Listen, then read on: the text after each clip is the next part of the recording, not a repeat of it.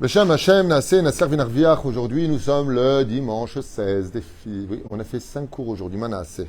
J'ai même dû changer de cravate à un moment pour me renouveler un petit peu.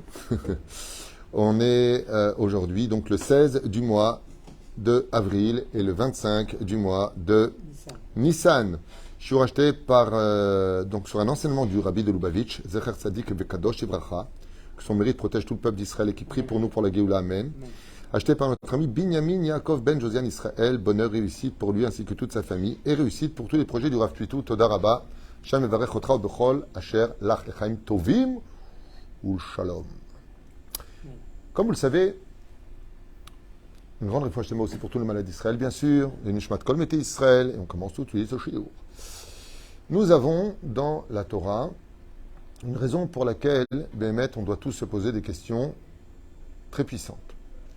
Quand on est sorti du pays d'Égypte, le mot employé pour le mot sorti d'Égypte, c'est lequel? Bonne réponse. Yetziat Mitzrayim. Sortir du pays d'Égypte. Le fait de sortir du pays d'Égypte vient rappeler un petit peu à l'homme que nous devons, des fois, nous séparer, sortir du contexte dans lequel la médiocrité de ce que nous sommes nous enferme. Donc, sors de là où tu es. À force de fréquenter les mauvaises personnes, tu deviens eux. Car dis-moi qui tu fréquentes, je te dirai qui tu es. On finit par devenir soi-même ceux que l'on fréquente. D'où l'importance de fréquenter toujours des gens Yirei Shamayim. On comprend très facilement pourquoi nous sommes sortis du pays d'Égypte, car on était arrivé au 49e degré d'impureté, et donc il fallait sortir immédiatement de cette impureté pour gravir les 49 paliers de pureté et retrouver notre identité d'être le peuple digne de recevoir la Torah qui dit Naaseh ve Nishma. Le problème, c'est que nous avons lu dans la paracha de Shemini que le terme employé dans la paracha de Shemini, alors je vais me donner la paracha de Shemini, je voudrais vous lire ce qui a marqué. La dimension de Yetziat Mitzrayim disparaît pour laisser le mot à un autre degré. Une autre forme de sortir du pays d'Égypte qui représente la culture la plus généralisée de païenne et celle qui nous a le plus assimilé à l'histoire. Voici que quand j'arrive à la fin de la paracha de Shemini, ce n'est pas le mot Yetziat Mitzrayim qui est marqué, mais nous sommes dans le chapitre Yud Aleph, verset Memhe, donc 45. Et là, je vous demande de traduire avec moi qui Ani Adonai ama'ale etrem eretz Mitzrayim liot lachem lelohim veitem kedoshim ki kadosh ani. Je vous ai fait monter du pays d'Égypte. On va essayer de comprendre ce que le Rabbi va nous enseigner à travers cela, d'avoir niflav nisgav. Les enseignements du Rabbi Lubavitch, c'est du miel. Sortir du pays d'Égypte, c'est sortir du contexte, qu'il soit géographique ou même au niveau de la personnalité. Physique. Car très souvent, on pourrait penser que le but d'un juif, c'est de se rappeler qu'il est juif parce que sa mère est juive et qu'il doit accomplir la Torah et les mitzvot. Ça correspond à la sortie d'Égypte. Sors de ton métro boulot dodo, de ce que l'Égypte a voulu faire de toi. Mais d'un coup, la Torah. Après nous avoir parlé de la cacheroute, des animaux qui sont cachères terrestres, des animaux qui sont cachères dans les volatiles et les animaux marins, il vient nous dire maintenant, à la fin de cette liste de la paracha de Shemini, je suis l'Éternel, ton Dieu, qui t'ai fait monter du pays d'Égypte. J'arrive pas à comprendre. La réponse, elle est simple. C'est qu'on peut sortir tout à fait du pays d'Égypte en étant un Égyptien soi-même et en vivant en Israël. C'est-à-dire que je vais garder le comportement de l'Égyptien, avoir une sale bouche, être jaloux, aimer la vie des uns et des autres, vouloir le pouvoir, faire des idoles, être, en fin de compte, géographiquement ailleurs. Mais comme vous connaissez tous la phrase, il est beaucoup plus facile de sortir un juif de la galoute que de sortir la galoute du juif. Ce qui fait que nous avons un peu de pharaon en nous. Et ça, on doit sortir de nous. Fais sortir, comme tu dirais, une personne qui est possédée, sors de son corps, sors de l'endroit où tu es. Mais le fait de sortir peut rester ou faire de toi une personne quand même ordinaire. Ce qui fait d'un juif un juif, c'est sa mère. Nikuda, même s'il se convertit, même là où il va. Mais je mets quand même le tefillin. Ça y est. Je suis sorti maintenant. Goy, Mikerev Goy. Je ne me comporte plus comme un non-juif qui, lui, ne met pas les tefillin, qui ne fait pas Shabbat, qui ne mange pas kasher. Et voilà que la Torah vient nous apprendre une phrase.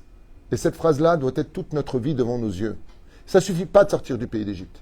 Il va falloir que tu montes de l'Égypte. C'est-à-dire que tu sortes maintenant complètement au-dessus de la dimension universelle de l'humanité.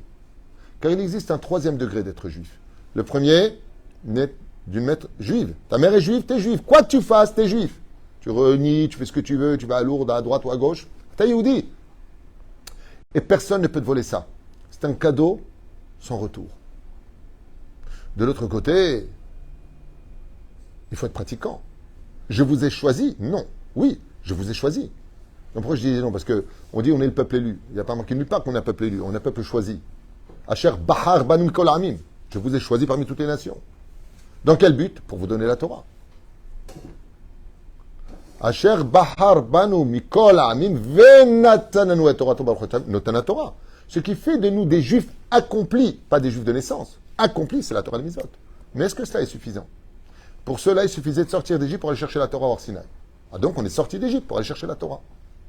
Et maintenant qu'on a eu la Torah elle-même nous lance un message. Hey! Amalé Etrem Eretzraim. Ça suffit plus maintenant de mettre les tefilines, je fais Shabbat, c'est bon, je suis bon. Ça y est, c'est bon. Je suis sorti de la mitzvah. Oh! C'est allé. Celui qui a fait de nos tzadikim des vrais tzadikim, ce n'est pas leur connaissance en Torah, c'est la Kedusha qui est en eux. Ma mère m'avait raconté que Dieu lui donne une bonne santé, Amen. que quand elle a vu le Rabbi Loubavi, je lui ai dit, qu'est-ce que tu as vu, maman, devant toi? Elle m'a dit, un ange de Dieu. Je lui ai dit, maman, pour dire ce qu'est un ange de Dieu, il faut savoir ce qu'est un ange. Elle m'a dit, en tout cas, ce n'était pas humain. Il y avait quelque chose qui était au-dessus de l'originalité d'un homme, ou du standard d'un homme, ou du côté ordinaire d'un homme.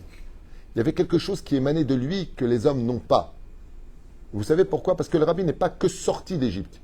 Il est monté de l'Égypte. Il est au-dessus. Il est passé au-dessus. D'ailleurs, le mot Rabbi, c'est les initiales de Rosh Béné Israël. La tête des enfants d'Israël. Donc il est au-dessus. Et la reine, la Torah nous met en garde. Premier shlav, né d'une mère juive ou converti. Deuxième shlav, pratique de la Torah et des mitzvot. Troisième shlav, troisième degré, être kadosh. Je vous relis la phrase. Ki ani Adonai amale trem meretz Mitzrayim. Je vous ai fait monter du pays d'Égypte. Liot lachem l'Elohim, pour être votre Dieu. Viyitem kedoshim ki kadosh ani. Dans quel but? D'être kadosh. Quand est-ce que cela nous a été compté? À partir du moment où on nous a donné les animaux qui sont cachers ou pas. Pourquoi? Eh bien, chers amis, sachez-le une fois pour toutes. Malgré le fait qu'on soit sorti du 49e degré d'impureté, très facilement, on est sorti d'Égypte, 10 coups, un an plus tard, on était dehors. Pour un peuple qui n'aurait jamais pu sortir du pays d'Égypte. La Torah vient nous donner une grande mise en garde. Elle te dit, tu peux sortir géographiquement de l'Égypte, mais tu peux retourner en Égypte, qui est à l'intérieur de toi. Quand? En mangeant taref. J'ai fait un cours vendredi, qui parle des dégâts, des conséquences de manger taref. C'est-à-dire qu'en un seul repas de sadikim où tu peux retourner en Égypte. Rien que tu manges du porc ou des crevettes, tu atteins directement le 49e degré d'impureté. Et pourquoi la Torah nous parle de la cacheroute? Pourquoi tu nous parles de la cacheroute maintenant, en disant, je t'ai fait monter du pays d'Égypte? Parce qu'en Égypte, les Égyptiens, la première inquiétude, c'était de veiller à ce que les Juifs mangent tous sauf kasher. Si tu ne manges pas kasher, ton âme, elle est déjà au 49e degré d'impureté. Amalé Etrem, qui kadosh. La kedusha passe d'abord par le fait de manger. Première mitzvah d'un enfant quand il naît. Comment tu reconnais un vrai tzaddik? C'est pas parce que tu mets des tefilines, il fait un Torah, ça tout le monde peut le faire aujourd'hui, c'est bon. Tu apprends un cours, tu le fais, tu transmets. Un vrai tzaddik, tu le vois quand il mange. Comme dit le Rambam dans le Chodéot, il est capable de laisser encore un quart de sa faim. Il contrôle ses pulsions dans la nourriture, comme dit le Rabbi Nachman de Breslev. Le tzara, il a 3 pieds sur terre. Mishgal, Achila, Mammon. Les envies sexuelles, la nourriture et l'argent. Si tu arrives à contrôler les 3, tu es un homme libre. Sinon, tu es dépendant de ton Yetzirara. Tu es retourné en Égypte. C'était les 3 choses qui animaient l'Égypte.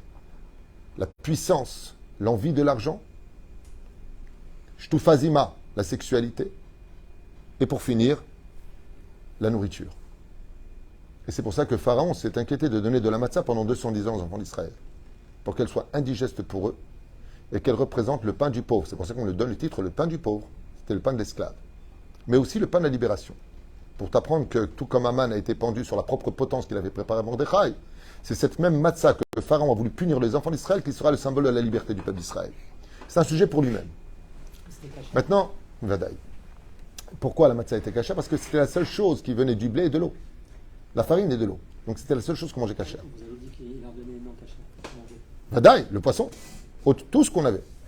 Et c'est pour ça que la Torah nous dit, hey, voici les animaux cachers, des animaux non cachers. Pourquoi on mange des laitages à Shavuot? Masiba, l'une des raisons. L'une d'entre elles, on ne connaissait pas la shrita. Comme on ne se connaît pas la shrita, on ne pouvait pas manger de viande. Jusqu'au jour de Shavuot, on a pris enfin la shrita. C'est là, comme ça, d'Israzal. Alors, maintenant, on va essayer d'apprendre du Rabbi Lubavitch deux clins d'œil. Ça vous intéresse. La première, ce sont les symboliques du poisson et des animaux cachers, terrestres. On commence par le poisson. Le poisson, il a deux signes qui le rendent cachère. Il doit avoir des écailles et des nageoires. S'il a des écailles et des nageoires, c'est automatiquement un poisson consommable selon la halakha. Donc un poisson pur. Car le but de la cacheroute se divise en deux dimensions. La première, c'est que quand je mange cachère, je rends la nourriture ce que moi je suis. Par contre, si je mange taref, non cachère, je deviens ce que je mange. Donc quand une crevette est avalée, ça fait de moi une crevette. Mais si je mange un steak cachère chalak la méadrine, le steak devient moi. J'ai élevé la matière animale au niveau humain. C'est comme ça que ça se... C'est pour ça qu'on rend pur l'animal, comment? En le cachérisant. Qu'est-ce que c'est cachériser de la viande? C'est tout simplement épurer le sang qui est en lui. Car dans le sang vit l'âme animale de l'animal. Donc si je consomme le sang, je mange de l'âme animale. Donc je l'élimine. Ça s'appelle manger cachère, cachériser la viande. Et ainsi donc, quand je ne mange que de la matière. Étant donné que j'ai fait la bracha dessus, je la rends spirituelle. Zéro. Le poisson, il a deux symboles. Dans la chassidoute, explique le Rabbi Lubavitch, on doit avancer avec ces deux éléments. La première, c'est les écailles. Les écailles, c'est une protection comme une espèce de bouclier. Quand tu avances dans la vie, marche avec des écailles. Marche avec quelque chose qui te protège de l'assimilation. Mets des barrières là où il le faut. Mais à la condition où les écailles ne vont pas t'empêcher d'évoluer. C'est pour ça que les poissons qui ont des écailles glissent dans l'eau, dans leurs gestes. Parce que les écailles ne vont pas à contre-courant. Donc tu as le droit de te protéger. Mais à la condition où tu as des nageoires. Ça ne suffit pas que d'avoir des écailles. Il faut aussi avoir des nageoires. Ça ne suffit pas d'avoir des nageoires si tu n'as pas de protection, comme le dauphin ou le requin, ou d'autres poissons qui n'ont pas d'écailles. Il va falloir que tu fasses très attention à cela. Parce que dans la vie, non seulement tu dois te protéger, mais tu dois toujours évoluer comme le poisson. Vous n'avez jamais posé la question pourquoi les poissons, dans les filets, meurent? Eh bien, à vous en étonner, il y a deux choses qui tuent un poisson et qui l'étouffent. C'est ou quand il est dans l'eau sans bouger, ou quand il est hors de l'eau dans l'air. Quand tu prends un poisson qui arrête d'évoluer, automatiquement, il s'étouffe et meurt. Une personne qui, dans son judaïsme, n'évolue pas, qui n'est pas comme le poisson qui tourne constamment, même quand il dort, le poisson ne cesse de constamment, même quand il est sur place, ses nageoires ne cessent de travailler. Et vous savez pourquoi? Parce que s'il reste dans l'eau, sans bouger, c'est cette eau-là même qui va le noyer. En maïm et la Torah. Quelqu'un qui s'en tient à un mètre. Je mets les tefilines, je fais de la rote, je fais ceci. Zéro. On lui dit, Baba, tu es un poisson dans l'eau. Chazak ou bar, tu es dans l'eau, tu es dans la Torah. Tu es religieux. Mais tu n'évolues pas. Tu n'atteins pas le niveau de Kadosh. Kadosh, c'est celui qui avance. Shenemar, Kedoshim, Tiyu. Vous serez au futur. Ça veut dire que même si tu es Kadosh maintenant, tu dois être encore plus Kadosh demain. Et ça commence à Ma'aletrem. Je vous monte de là où vous êtes. Montez du niveau où vous êtes. À Ma'aletrem. Pas simplement sortir d'Égypte. Être capable de monter d'Égypte. C'est plus ou moins ce qu'on apprend du poisson. Dans la vie, il ne faut pas cesser d'évoluer grâce à ses nageoires. Mais quand tu évolues, fais très attention de bien te protéger d'une Torah de vie et pas d'une Torah qui étouffe les autres, pas d'une Torah pathétique, pas d'une Torah qui juge, pas d'une Torah qui remet en chas shalom le monde en question parce que sous prétexte que tu connais plus que les autres. Non, non, non. À moins que ce que tu dis, c'est des enseignements de la Torah, ce que nous on fait ici. Rien à voir. Mais fais attention. Protège-toi parce que, comme beaucoup de gens qui se sont crus à l'abri, comme Yochanan Cohen Gadol, qui s'est cru à l'abri parce qu'il était 80 ans Cohen Gadol et pourtant qui a tout renié. Elisha Ben Abouya. Le problème de ces deux personnages qu'on vient de citer, c'est qu'ils ont évolué avec des nageoires, mais ils ont oublié les écailles. Zeperoucha Davar. Le bovin, on va prendre, lui aussi, il a deux signes. Les animaux terrestres doivent avoir deux signes. Veiluen, Maalegara, ils doivent être ruminants et avoir le sabot fendu. Mais le sabot fendu, chez lui, il dit de façon très bizarre. Il doit être fendu derrière et devant. Choché haché ça, on fait ça par ça. C'est pas simplement sabot fendu devant. C'est-à-dire qu'il fait passer quelque chose de derrière vers le monde de devant. et Ma'ale Gera. Qu'est-ce que cela vient nous apprendre? Au Rabbi de nous dire quelque chose de nifla. Il dit, on doit apprendre de la cacheroute un comportement dans la vie. À partir de quand un animal devient ruminant? Quand il mange, il rumine? Non, il mâche. Il mange. C'est pas le moment de ruminer. C'est le moment de manger. Quand tout va bien dans la vie, qu'on a de quoi manger, qu'on est bien, on n'a pas besoin des mounas. Parce que tout va bien. Donc j'ai pas besoin des mounas. À partir de quel moment l'animal se met d'un coup à remonter sa nourriture? C'est quand il n'a rien à manger. C'est quand d'un coup ma vie est vide. Le Rabbi nous dit, alors rappelle-toi que hier tu as mangé et que Dieu t'a sauvé et qu'il a rempli ton vide. Rumine. Rappelle-toi des mauvais coups de la vie, combien tu as cru que tout était fini, combien aujourd'hui tu vis encore. Rumine. Remonte à chaque fois que ta mâchoire n'a cessé de mâcher. À l'image du ruminant qui, quand il a faim, ben qu'est-ce que fait le ruminant? Il remonte sa nourriture et la remâche. Je suis l'Éternel qui t'ai fait sortir du pays d'Égypte. De quoi t'as peur? Je suis l'Éternel qui t'a ouvert la mer, qui représente le sabot d'Erech Hagav. Il y a une image comme ça dans la Chassidoute qui dit que le sabot fendu est un symbole de ce que la seule chose qu'on ait trouvée dans la Torah qui était fendue, c'est quoi? La mer. La mer rouge. Dieu t'a ouvert la mer, à l'image du sabot qui est fendu derrière et devant. Al-Matam Fahed. La reine marche droit dans la vie.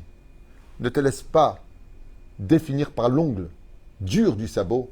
Et là, le centre du sabot, c'est la rectitude sur laquelle tu ne devras jamais dévier ni à droite ni à gauche. On apprend du ruminant et du sabot comment un juif doit se comporter. N'oublie pas, ne te rappelle pas à toi-même quand tu devais te marier, comme tu as dit, il n'y aura pas d'espoir, j'en ai marre, je n'arrive pas à marier ma fille, et pourtant j'ai rencontré mon futur gendre et ta fille, Bléa Inara. Avec un grand Mazel Tov, voilà, elle a trouvé. Et tu veux que je te dise une chose, dans les yeux de ta fille, Abraham, il y avait quelque chose de très beau. J'ai attendu, mais ça valait le coup d'attendre.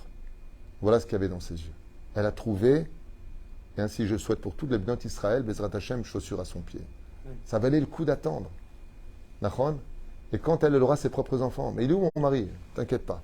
Lama, ruminant, raconte ton histoire. Je suis l'Éternel qui t'a fait sortir du pays d'Égypte. Ou Ma'ale Etrem, Ma'ale Gera. Rappelle-toi, combien de fois la banque elle t'a appelé? Combien de fois c'était fini? Et qu'est-ce qu'on dit nous? Mais qu'est-ce qu'on va devenir demain? Et si ça t'arrête, qu'est-ce qu'on va faire? Oh! L'animal cachère, il rumine. Pas il rumine et remma, là, le mec qui raconte sa vie. Comment on appelle ça, là, en ren-ren? Non, comment ça on dit en algérien, comment on dit? Les gens qui se plaignent tout le temps, là. Roma. Non, ça c'est en tunisien. Il y a un mot pour ça. Non, pas ça. Pas le mec qui rumine comme les vieux, là, il raconte, il radote, et en 1900, non. Rumine, ça veut dire, rappelle-toi des bons moments, combien Dieu a été là pour toi. À l'image de, va regarder le sabot qui est fendu derrière, et sache que devant tout, comme Dieu t'a ouvert le chemin, il te l'ouvre aussi devant. Ça, c'est la première explication. Pour le poisson. Et pour les animaux terrestres. Il existe une deuxième explication du Rabbi qui est encore plus belle. Et cette explication vraiment mérite le détour. Le Rabbi il dit qu'il y a trois nations qui sont principales sur terre. La nation d'Israël, de Esav et d'Ishmaël. Ésaü, Ismaël et Am Israël au milieu. C'est comme ça que c'est dit. Quand on voit la dimension du sabot, il y a quelque chose de très spécial. C'est que la Torah, dans Shmini, nous parle des 4 animaux qui existent sur Terre qui n'ont qu'un seul symbole. Un seul. Un seul symbole. Laquelle? Celle d'avoir les 4 animaux qui ont un seul signe. Le chameau, la gerboise, le lièvre et le porc. C'est les 4 animaux que nous donne la Torah en disant il n'y a pas d'autres. C'est pas peine de chercher sur Terre. Il n'y a pas d'autres animaux qui ont un autre signe. Même National Geographic ne serait pas capable d'écrire une telle chose, parce qu'on ne connaît pas tout. La Torah qui a créé le monde, qui a été, en fin de compte, l'architecture que Dieu a suivie pour créer le monde, c'est ce qu'il a écrit, eh bien, vient nous dire c'est les 4 animaux.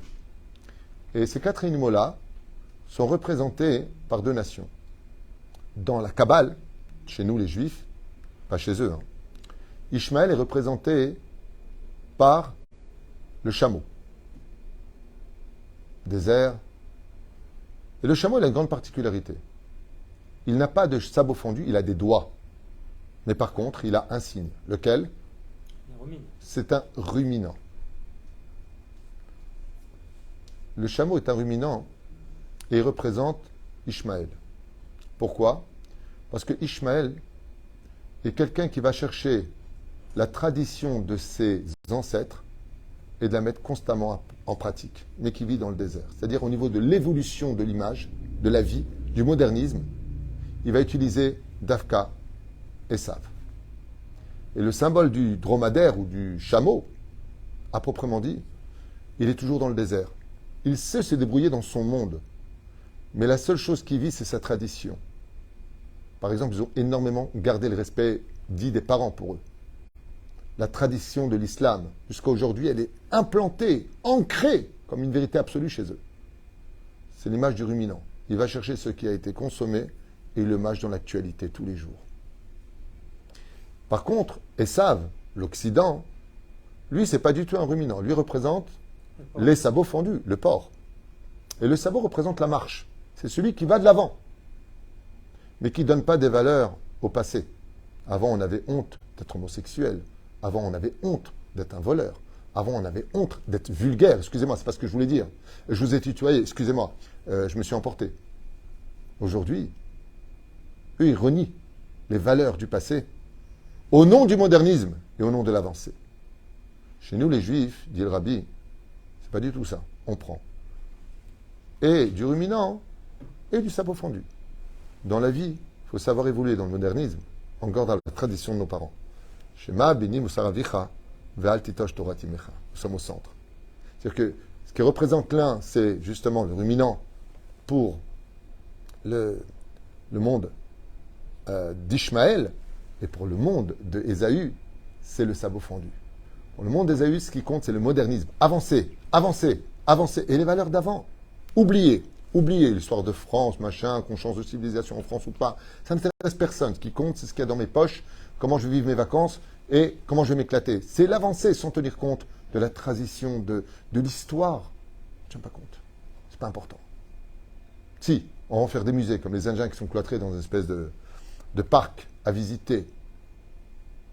Mais par contre, pour Ishmaël, on reste peut-être à l'ancien, toujours les mêmes djellabot, ils n'ont pas changé, les mêmes babouches, les mêmes djellabot, la même chachia, on fait le même tour, et attention, les grands-parents, les parents, on reste dans l'ancienneté, du respect, de la tradition, mais au niveau de l'évolution, il n'y a pas beaucoup de choses qui ont évolué. Quand vous voyez les gravures des villages arabes, par exemple, il y a 50 ans en arrière, c'est les mêmes qu'aujourd'hui quand vous allez dans le Galil. Les mêmes, il n'y a rien qui a changé. Regardez ce que je vous dis sur Internet, c'est pas une insulte, il n'y a rien qui change.